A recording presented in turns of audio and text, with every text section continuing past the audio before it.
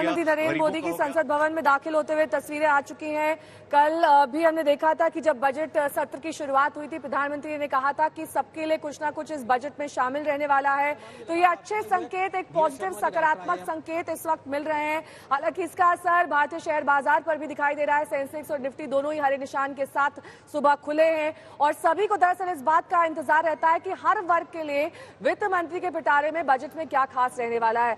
हमारे साथ लगातार तमाम खास मेहमान जुड़े हुए हैं। अश्विनी जी भी हमारे साथ लगातार जुड़े हैं। अश्विनी जी, हर वो व्यक्ति जो निचले तबके से आता है और कॉर्पोरेट जगत से आता है, यानी कि सबसे नीचे स्तर से लेकर सबसे उच्चतम स्तर पर, सबकी कुछ ना कुछ बारीकी से उम्मीदें भी होती हैं और कुछ ना कुछ पिछले बजट से लर्निंग भी होती है। वो चाहते हैं कि जो कुछ अनाउंसमेंट पिछले बार के बजट में हुए वो आखिरकार जमीनी स्तर पर कब कारगर होते हुए दिखाई देंगे।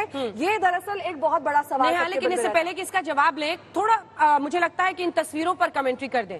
ये मोदी सरकार का आखिरी पूर्ण बजट है और प्रधानमंत्री नरेंद्र मोदी जब 2024 के चुनावों की तैयारी कर रहे हैं, देखिए 2019 में भी यही आशंका जाहिर की गई थी कि चुनावी साल है, क्या लोक लुभावन वादे किए जाएंगे, क्या अर्थव्यवस्था और उसकी सेहत को नजरअंदाज करते हुए फिस्कल कंसोलिडेशन से नजर बिल्कुल हटाकर ऐसे लोक लुभावन प्रावधान किए जा सकते हैं जिससे उनको चुनावों में फायदा हो।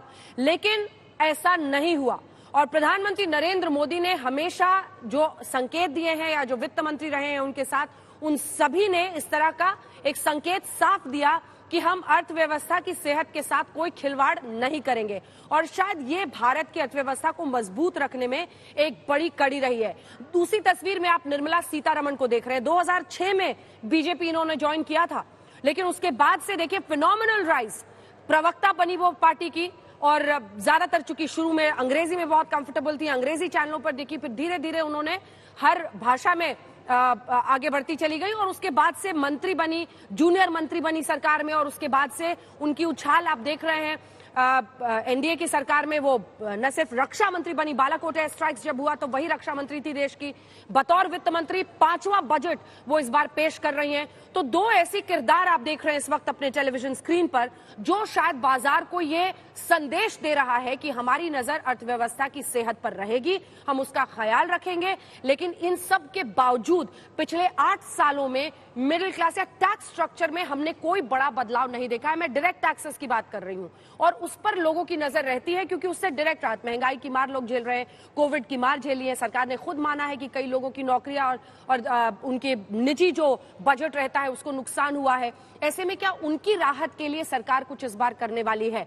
कई लोग ये मान रहे हैं कि इस तरह के संकेत मिले हैं कि 2.5 लाख तक जो कैप है उसको बढ़ाकर थोड़ा 10-15 हजार किया जा सकता है, जिसे कई लोग कह रहे हैं एक इल्यूजन भी क्रिएट होगा कि थोड़ी सी हमने राहत दी है लेकिन उससे अर्थव्यवस्था को भी बड़ा नुकसान नहीं होगा।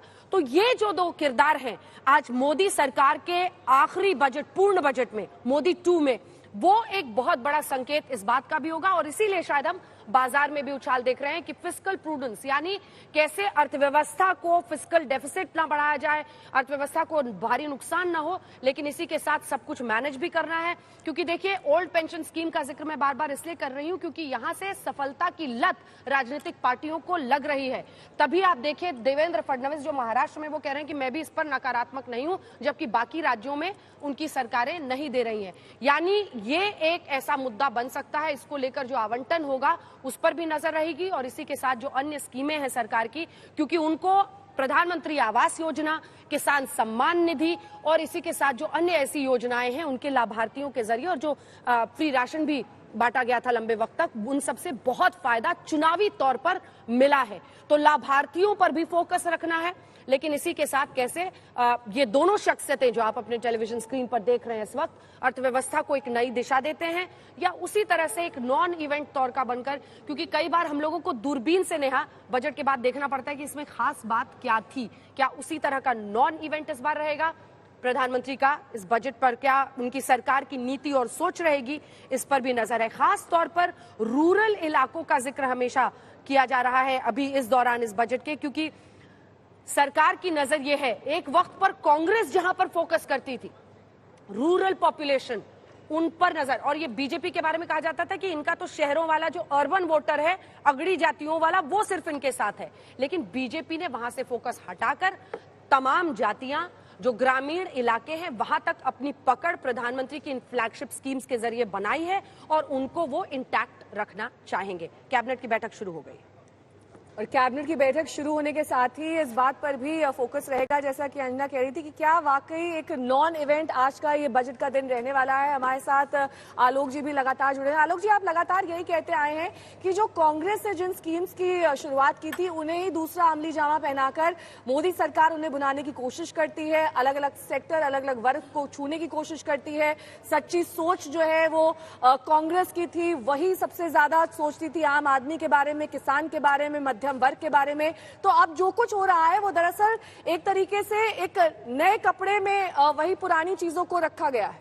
देखिए, मुझे लगता है किसान की बात अभी मैंने पहले भी कहा कि 2020 का अगर आप बजट उठाएं तो एग्रीकल्चर इंफ्रास्ट्रक्चर फंड के लिए 1 लाख करोड़ रुपया रखा गया था।